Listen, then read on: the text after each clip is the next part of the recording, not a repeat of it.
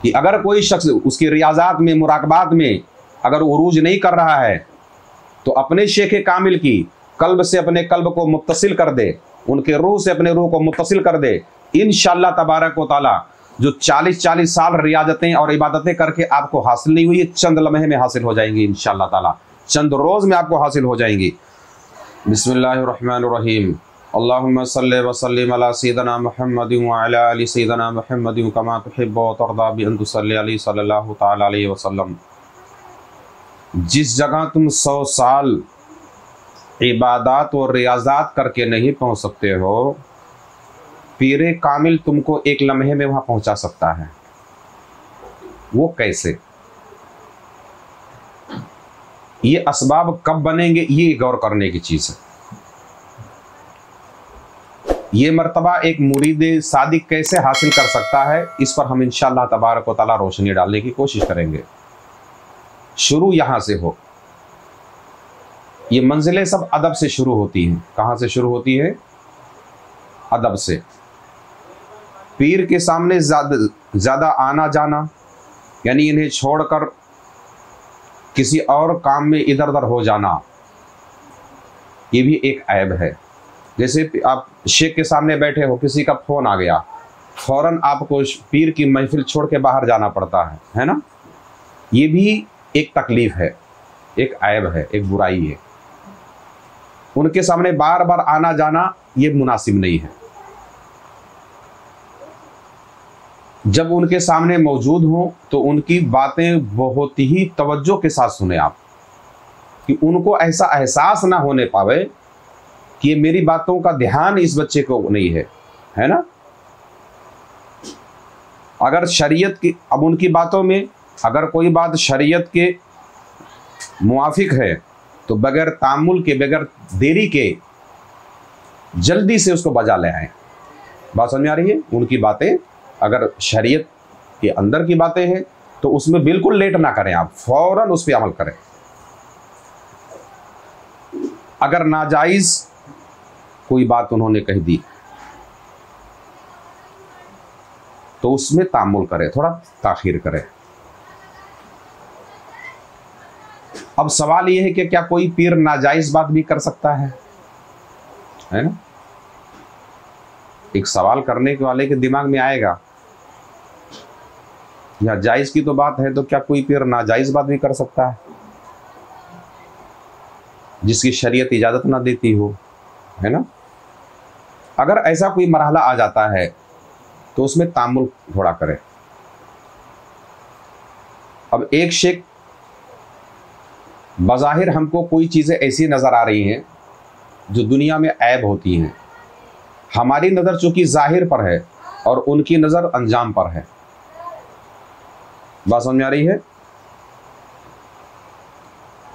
अब ऐसी बात सुन करके आपके दिल में कुछ उनके लिए बदगुमानी ना पैदा हो, बल्कि अगर कुछ वहम पैदा होता तो फौरन जो उन्होंने हुक्म दिया वो काम आप कर जाइए। क्योंकि पीर उन उलूम से वाकिफ है जिसको तुमको खबर नहीं, या जिसको तुमको खबर नहीं। पीर बहुत सारी, अगर पीर कामिल है तो बहुत सारी ऐसी बातें जानता है कि जो तुमको नहीं मालूम है, हमें आपको खबर नहीं है। अब वो कैसे? अब इस मामले में अगर कोई चीज़ ऐसे हुक्म उन्होंने दे दिया जो बज़ाहिर हमें ऐब नज़र आ रही हो, तो फौरन आपको हज़रत खिज़्र और हज़रत मूसा अलैहिस्सलाम के वाक़े को याद कर लेना चाहिए, है ना? क्या याद कर लेना चाहिए कि हज़रत मूसा अलैहिस्सलाम की नज़र ज़ाहिर पर थी और हज़रत खिज़्र की नज़र उसके अंजाम पर थी। बराबर है। अब हज़रत मूसा की नज़र से अगर आप उन चीज़ों को देखो तो जिस नाव वाले ने आपको क्या नाम है मंजिल तक पहुंचाया, उसी के नाव में सुराख कर देना। जिसके घर वालों ने बड़ी ज़ियाफ़त की, उसके बच्चे को पटक कर जान से मार देना। अब बताओ, ये कत्ल कर देना ये क्या है? जायज़ है? तुमको कोई अपने गाड़ी पे बिठा करके मंजिल तक पहुंचावे तो उसका टायर पंचर कर दोगे, ये जायज़ है? बज़ाहिर तो ये नाजायज़ नज़र आ रहा है, बाकी अंजाम इसका क्या है ये हमको नजर नहीं आ रहा। ठीक इसी तरीके से कि बज़ाहिर तो उस बच्चे का मारना एक मुनासिब काम था, बिल्कुल गैर मुनासिब काम। तो मशाइखीन कराम जो मुर्शिद कामिल होता है, इसी तरह के असरार से वो भी मुज़य्यन होता है, असरार से वो वाकिफ़ होता है। तो बज़ाहिर तो हमको लगता है कि यार ये काम गलत हो रहा है, लेकिन वो पर्दे के पीछे वो क्या होने वाला है, उसका अंजाम क्या होगा, तुमको खबर नहीं। इस जब ऐसे कोई मामलात आ जाएं तो हज़रत मूसा और हज़रत खज़र अलैहिस्सलाम की तरफ गौर करें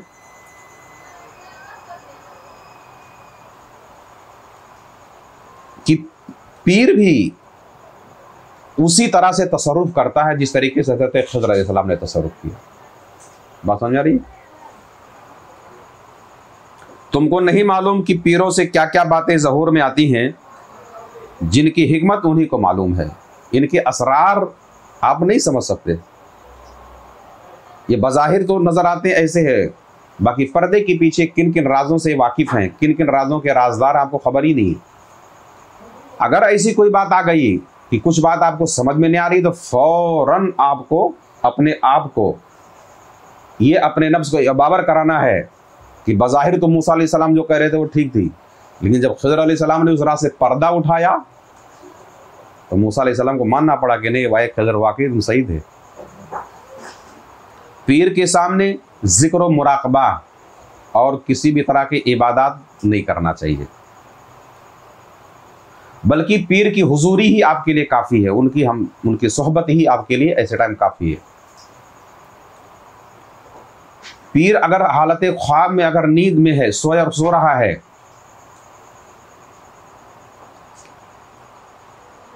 तो भी आप उनको बेदार ही की तरह तस्वर करो, ये ख्याल करो उसकी वजह क्या है।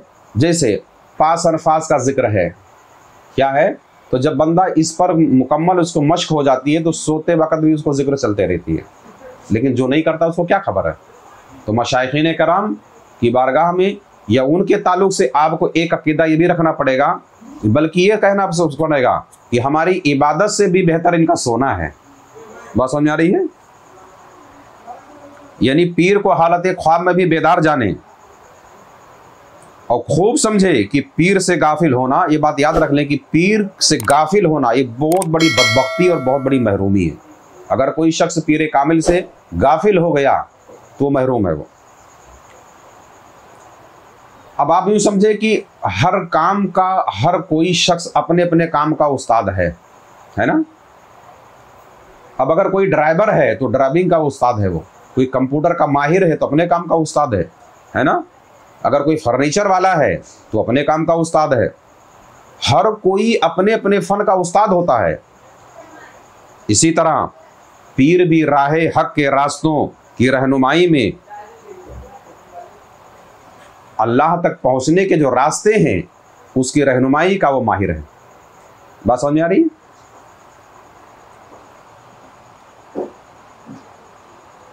जिस जगह तुम 100 साल मुजाहिदा करके भी, जिस जगह तुम 100 साल मुजाहिदा करके भी नहीं पहुंच सकते हो, पीर कोई एक ऐसी तिगड़म या कोई एक ऐसा रास्ता बता देगा कि उसका एक लफ्ज़ ही आपके लिए काफ़ी होगा उस पर अमल करके, कि वो लोग जो मुद्दतों रियाजतें करते रहे और इनकी एक बात आपको फटाक से ऐसी मंजिल पर पहुंचा देगी जो आपको हमें गुमान में भी नहीं होगा, क्योंकि इन रास्तों से खूब गुजरा हुआ है। एक आदमी एक मंजिल पे पहुंचा हुआ होता है तो उन रास्तों के दूरी या लंबाई या कम या टेढ़ा या मेढ़ा, उसके हर लॉन्ग शॉर्ट सब वो जानता है। बात समझ में आ रही है? तो उस रास्ते की रहनुमाई का वो माहिर है। आपको कोई ऐसा भी रास्ता बता सकता है कि जो बड़े बड़े मुजाहिदा करने वाले हासिल नहीं कर सकते हैं, एक लम्हे में आपसे तय कर ले जाओगे। तो कभी कभी उनकी एक बात कुछ लोगों की लंबी रियादतों पर भी हावी हो जाती है, क्योंकि इसलिए कि जो कुछ फरमाए, जब पीर तुमसे कुछ कहें तो बिला उज्र फौरन आप उस पर अमल करो। अगर शेख किसी अपने खास काम का हुक्म दे दे, है ना, अगर पीर आपको अपने किसी खास काम का हुक्म दे दे तो उस मामले में आप खुद को बहुत खुशनसीब समझो। ये समझो कि आप पर आने वाली तमाम मुश्किलात इंशाअल्लाह ताला जल्दी से टल जाने वाली हैं। रफ्तार, गुफ्तार, दस्तार में भी, यानी चलने में भी, बात करने में भी, लिबास में भी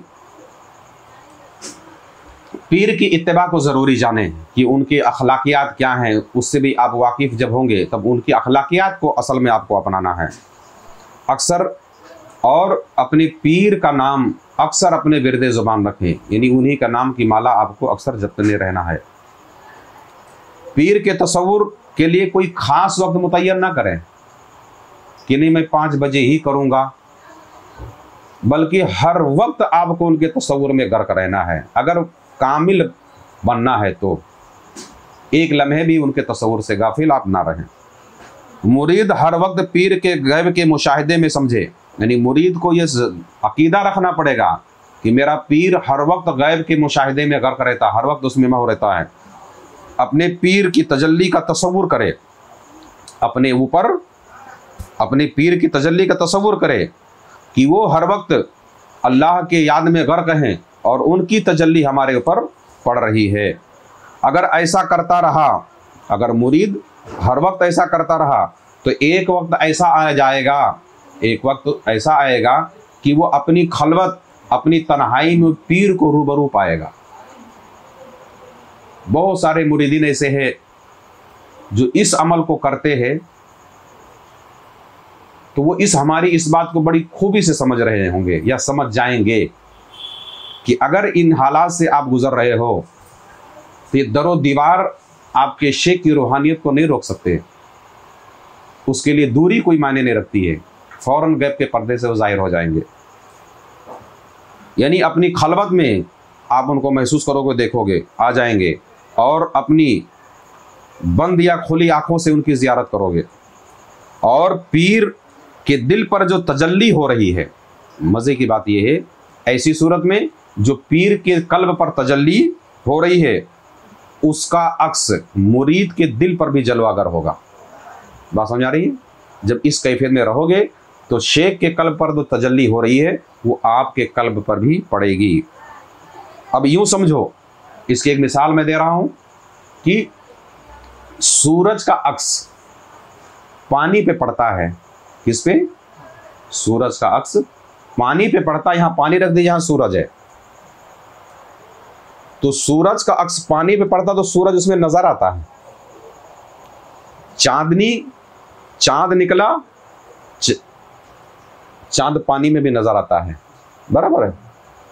मगर यही बगल में दीवार अगर हो, मिट्टी की रफ टेढ़ी मेढ़ी दीवार अगर हो, तो क्या सूरज दीवार में भी नजर आएगा? क्यों नहीं आएगा? उसकी वजह यह है कि ये कसीफ है, इसके अंदर कसाफत है, रफ है, खड्डा खुड्डा है, चमक नहीं है। जबकि सूरज एक ही है और पानी के अंदर लताफत है, चमक है। क्या है? पानी के अंदर चमक है। सूरज की रोशनी पानी पे आई तो पानी में तो सूरज नजर आएगा मगर दीवार में नहीं। मगर एक राज की बात आपको बताऊं, जिन लोगों ने ऐसे नज़ारे, बल्कि मैंने देखा हुआ है कि पानी से मुत्तसिल अगर कोई दीवार हो, पानी से लगी हुई अगर कोई दीवार हो, तो सूरज पानी पर तो पड़ेगा और जब पानी के अंदर जुम्बिश होगी तो वही लहर, वही चमक दीवार में भी नजर आएगी। बात समझ में आ रही है? क्यों भाई? डायरेक्टली तो सूरज की रोशनी पड़ रही है मगर सूरज का अक्स उसके अंदर नजर नहीं आ रहा है। मगर पानी से के अगर करीब है, पानी से अगर ये जुड़ा हुआ है, तो पानी के अंदर पड़ने वाले अक्स की चमक दीवार के अंदर देखी जा सकती है, बाकायदा नजर, चमक भस्किलास आती रहती है उसके ऊपर। बात समझ आ रही? यही हाल पीरे कामिल और एक नाकिस मुरीद का होता है कि तजल्लियात इलाहिया कल्ब शेख पर पड़ती है, चमक तो खूब इसके अंदर है मगर हमारा वजूद कसीफ है, उसके अंदर नहीं। मगर अगर उनके कल्ब से हमने अपने कल्ब को मुत्तसिल कर लिया, उनके कल्ब से हमने अपने कल्ब को जोड़ लिया, उनकी रूह से अपने रूह को मुत्तसिल कर लिया, तो अब जो भी चमक वहाँ आएगी फौरन आपके कल्ब पर भी जाहिर होना शुरू हो जाएगी। एक वो मैं ऐसा राज मैं आपको जाहिर कर रहा हूं कि अगर कोई शख्स उसकी रियाजात में, मुराकबात में अगर उरूज नहीं कर रहा है तो अपने शेख कामिल की कल्ब से अपने कल्ब को मुत्तसिल कर दे, उनके रूह से अपने रूह को मुत्तसिल कर दे। इंशाअल्लाह तबारक व तआला जो 40-40 साल रियाजतें और इबादतें करके आपको हासिल नहीं हुई, चंद लम्हे में हासिल हो जाएंगी इंशाअल्लाह ताला, चंद रोज में आपको हासिल हो जाएंगी। इस तफसील से आपको बात एकदम समझ में आ गई है ना, बड़ी आसानी से आपके बात समझ में आ गई होगी कि किस तरीके से एक मुर्शिद कामिल के कल्ब पर पड़ने वाली तजल्लियात इलाही की चमक आपके कल्ब में मुंतकिल हो सकती है। उसके लिए सूरत है। इसी तरह जैसे एक कसीफ दीवार पानी से निस्बत कर लिया, उसने पानी से करीब हो गई, उसकी सोहबत में आई है ना, तो क्या हुआ, सूरज की चमक दीवार पर भी जाहिर पानी के जरिए हो रही है, जबकि डायरेक्टली भी पड़ रहा है। ठीक इसी तरीके से एक नाकिस मुरीद जब अपने शेख कामिल के कल्ब के रूबरू अपने कल्ब को करता है तो उस पर पड़ने वाली तजल्ली भी इसके कसीफ कल्ब पर भी, इसके कसीफ कल्ब को भी रोशन कर देती है ना। अल्लाह तबारक व तआला की बारगाह में दुआ है, मौला करीम हम सबको अपने मशाइखीन के क़ुलूब और अरवाह के फ़िज़ व बरक़ात से मुस्तफ़िज़ फरमाए। आमीन सुम्मा आमीन बिरहमतिका या अरहमर राहिमीन। अगर आप भी कुछ रूहानी खिदमत करना चाहते हैं तो इस चैनल को सब्सक्राइब करें और इसका लिंक भी शेयर करें।